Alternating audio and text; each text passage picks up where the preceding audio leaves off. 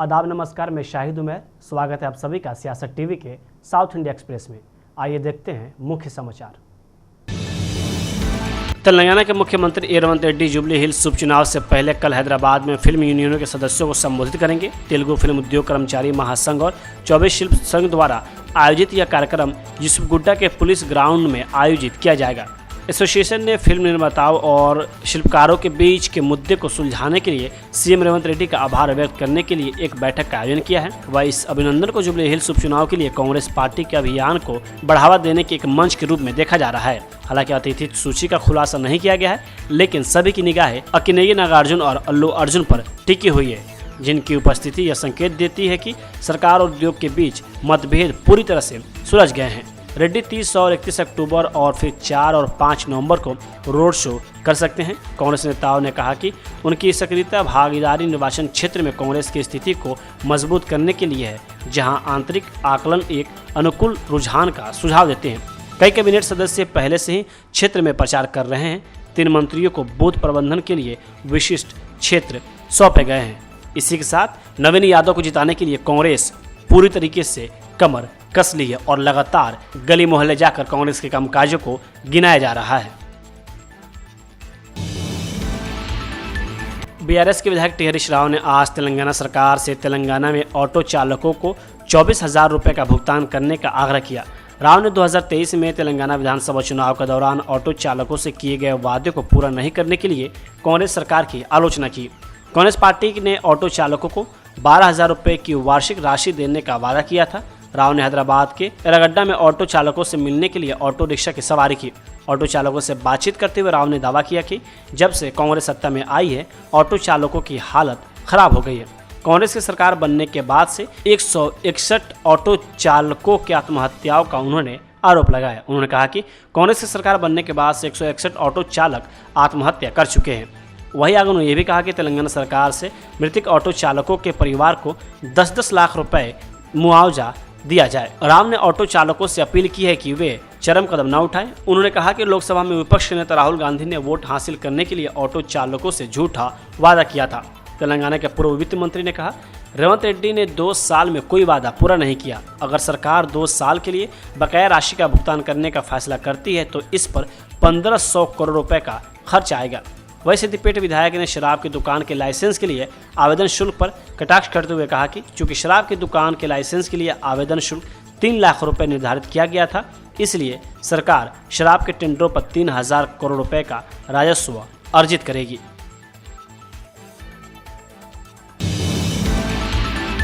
तेलंगाना भाजपा प्रमुख रामचंद्र राव ने तेलंगाना में कांग्रेस सरकार पर जमकर हमला बोला है। उन्होंने कहा कि कांग्रेस पार्टी ने कोई वादा पूरा नहीं किया, लेकिन व्यंग्य के रूप में भाजपा ने अपने घोषणा पत्र के 6 गारंटियों के इस पोस्टर को निकाला है। वे कांग्रेस पार्टी द्वारा तेलंगाना के लोगों को प्रदान की गई वास्तविक गारंटी प्रतीत होती है, क्योंकि हम हर जगह अराजकता, भूमि कब्जा, चुनाव में आपराधिक इतिहास वाले उम्मीदवारों को मैदान में उतारना और तेलंगाना में बंदूक संस्कृति का प्रसार देख रहे हैं। इसलिए ये वे मुद्दे हैं जिन्हें कांग्रेस प्राथमिकता देती है। वे वास्तविक विकास या शांति में विश्वास नहीं करते। तेलंगाना में जुबली हिल्स के लोगों को निश्चित रूप से ये सभी समस्याएं देखने को मिलेंगी। तेलंगाना की एक सड़क पर आवारा कुत्तों के एक समूह ने एक नाबालिग लड़की पर हमला कर दिया। हमले में लड़की को गंभीर चोटें आई हैं। हनमकोंडा के न्यू शयमपेट में हुई घटना में 7 से 8 कुत्तों ने लड़की पर हमला कर दिया। जल्द ही वही वक्त पर रहते हुए एक स्थानीय निवासी ने उसे बचाया। घटना का जो वीडियो सोशल मीडिया पर वायरल हो रहा है, उसमें स्थानीय निवासी को लड़के की चीखें सुनकर उसे बचाते हुए देखा जा सकता है। घटना के बाद उसे इलाज के लिए नज़दीकी अस्पताल ले जाया गया। वही आपको बता दें कि इससे पहले उच्च न्यायालय ने राज्य में छोटे बच्चों पर आवारा कुत्ते के हमले की बार बार होने वाली घटनाओं को गंभीरता से लिया था। अदालत ने आवारा कुत्तों के आतंक के कारण युवाओं की जान जाने की पर चिंता व्यक्त की थी और समस्या के समाधान के लिए राज्य प्रशासन के प्रयासों की प्रभावशीलता पर सवाल उठाया था। वही हाल ही के दिनों में हैदराबाद और तेलंगाना के अन्य जिलों में बच्चे आवारा कुत्तों के हमले के शिकार बने। पिछले साल दिसंबर में शेखपेट इलाके के विनोबा नगर इलाके में 5 महीने के एक बच्चे की मौत हो गई थी।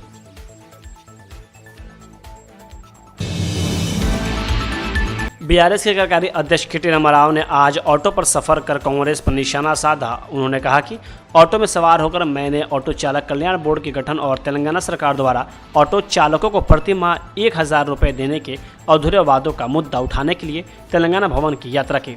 आज मैं मशरत अली द्वारा संचालित ऑटो में सवार हुआ, जिसने राहुल गांधी को भी चलाया था। 2 साल पहले उनके पास 2 ऑटो थे, लेकिन आज उन्हें ऑटो चलाने के लिए किराए पर लेना पड़ा। आज हमारे जितने ऑटो चलाने वाले भाई हैं तेलंगाना में लाखों में, उनकी दुख और उनकी दर्द समझ के आज हमने एक कोशिश की कि ऑटो वालों के लिए जो कांग्रेस पार्टी ने वादा किया, एक वेलफेयर बोर्ड लगाएंगे, हर महीना 1,000 रुपया देंगे, इसीलिए हम प्रोटेस्ट कर रहे थे। आज ऑटो में चढ़ के यहाँ पे मैं तेलंगाना भवन आया।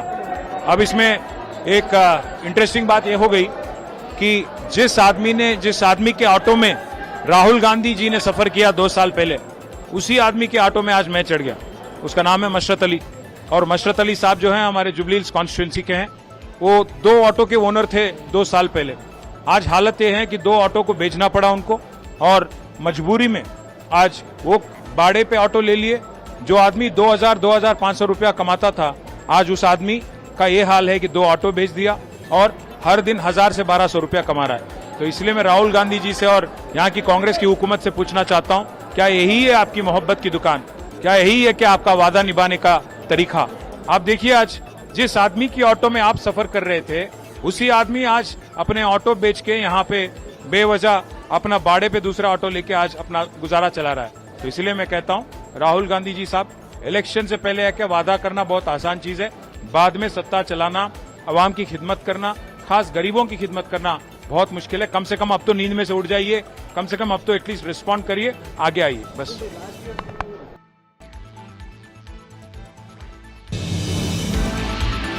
तेलंगाना के मुख्यमंत्री रेवंत रेड्डी ने आज तेलंगाना में भारी बारिश के बीच फसल खरीद पर सतर्कता बरतने का आह्वान किया है। रेड्डी ने जोर देकर कहा है कि धान, कपास और मक्का सहित फसलों की खरीद के दौरान सभी आवश्यक उपाय किए जाने चाहिए। तेलंगाना के सिंचाई और नागरिक आपूर्ति मंत्री एन उत्तम कुमार और कृषि मंत्री तुमल्ला नागेश्वर राव आवश्यक कार्रवाई के लिए समन्वय और तैयारियों के संबंध में जिला कलेक्टरों के साथ समीक्षा करेंगे। 14 अक्टूबर को भारतीय किसान संघ ने तेलंगाना में हाल ही में भारी बारिश के कारण फसल के नुकसान पर विरोध प्रदर्शन जताया था। आंध्र प्रदेश राज्य आपदा प्रबंधन प्राधिकरण के अधिकारियों ने आज कहा कि बंगाल की खाड़ी में चक्रवात मोन्था आंध्र प्रदेश तट की ओर बढ़ रहा है और मंगलवार रात काकीनाडा के पास पहुंचने से पहले इसके गंभीर चक्रवात में बदलने की संभावना है।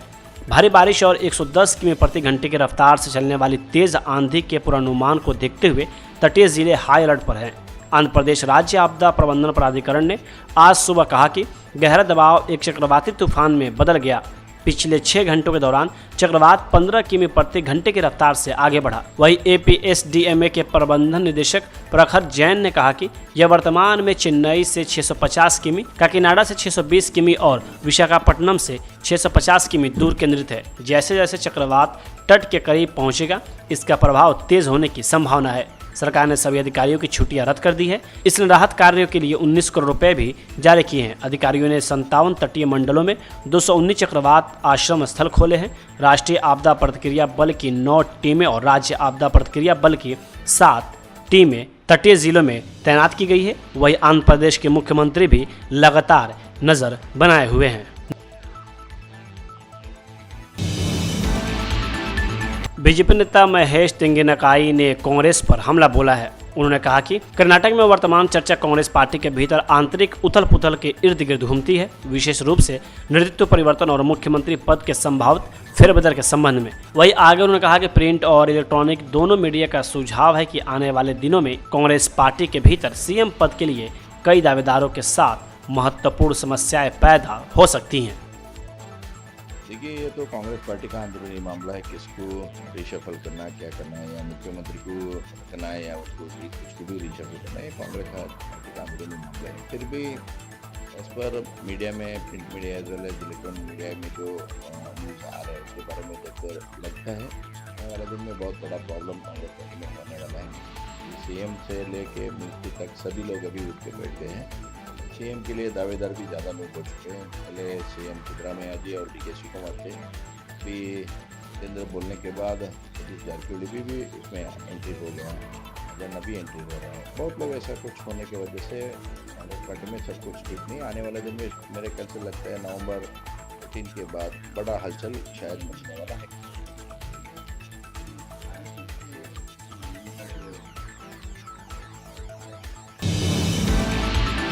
प्रदेश भाजपा अध्यक्ष राजीव चंद्रशेखर ने कांग्रेस की आलोचना करते हुए प्रधानमंत्री मोदी की तारीफ की है। उन्होंने कहा कि अप्रैल 2025 में विश्व बैंक ने एक व्यापक रिपोर्ट प्रकाशित की है, जिसमें दिखाया गया है कि पिछले 10 वर्षों में गरीबी से बाहर आने वाले लोगों की अभूतपूर्व वृद्धि में पीएम मोदी की नीतियों ने लगभग 20 करोड़ भारतीयों को इससे बाहर आने में मदद की है, जो अत्यधिक गरीबी से नीचे रहते थे। यह एक तथ्य और विश्व बैंक की खोज है। यह नीतियों और योजनाओं की एक श्रृंखला के कारण हुआ है, जिस पर मोदी ने ध्यान केंद्रित किया, जिसमें पीएम गरीब कल्याण अन्न योजना, पीएम आवास योजना, जल जीवन शामिल है। लेकिन यह इन्हीं तक सीमित नहीं है। आगे उन्होंने कहा कि मिशन और कई अन्य योजनाओं जिन्होंने इसे हासिल करने में मदद की है, सीपीएम सरकार के लिए जो वास्तव में केवल कुछ लाख लोगों को अत्यधिक गरीबी से बाहर ला सकी है। यह कहना है कि वे लोगों को अत्यधिक गरीबी से बाहर लाने के लिए जिम्मेदार हैं। गरीबों को मजाक उड़ाना है, क्योंकि जब आशा कार्यकर्ता मामूली वेतन वृद्धि की मांग कर रहे थे तो सीपीएम ने इसका श्रेय लेने की कोशिश की। जो गरीबों का मजाक उड़ा रहा है, ये लोग अब लोगों को गुमराह करने और झूठ फैलाने के लिए प्रचार करना और इससे राजनीतिक लाभ उठाने की कोशिश करना एक पेशा बना रहे हैं। कर्नाटक गृह मंत्री जी परमेश्वर ने आज कहा कि राज्य में मंत्रिमंडल में फेरबदल या नेतृत्व परिवर्तन के संबंध में कांग्रेस आलाकमान की ओर से अब तक कोई संकेत नहीं मिला है। वो चाहते थे कि इस तरह की अटकलें और भ्रम खत्म हो और इसका ध्यान प्रशासन पर दिया जाए। वरिष्ठ नेता और मंत्री KH मुनियप्पा को मुख्यमंत्री बनाकर दलित मुख्यमंत्री की मांग के बीच उन्होंने कहा कि अगर ऐसा होता है तो वह इसका स्वागत करते हैं, क्योंकि वह भी उसी उत्पीड़न समुदाय से हैं। लेकिन इस मामले पर फैसला आलाकमान को करना है। मुझे कुछ भी नहीं पता है। हम आलाकमान के फैसले के बारे में नहीं बोल सकते। आइए इंतजार करें और देखिए कि वे क्या निर्णय लेते हैं। मीडिया के सामने अनावश्यक रूप से बयान देने से और भ्रम पैदा होगा।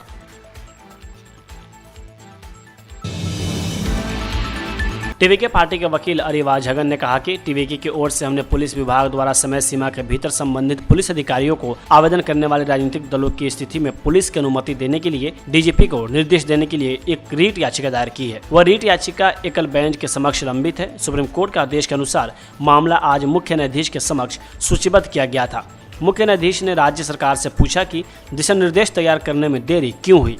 जवाब दिया गया कि वे दिशा निर्देश तैयार करने के लिए कदम उठा रहे हैं। वहीं आगे न्यायाधीश ने कहा कि राजनीतिक रैलियां, राजनीतिक बैठक करना राजनीतिक दलों का मौलिक अधिकार है। इस पर राज्य सरकार 11 नवंबर 2025 को या उससे पहले दिशा निर्देश तैयार करने पर सहमत हुई है।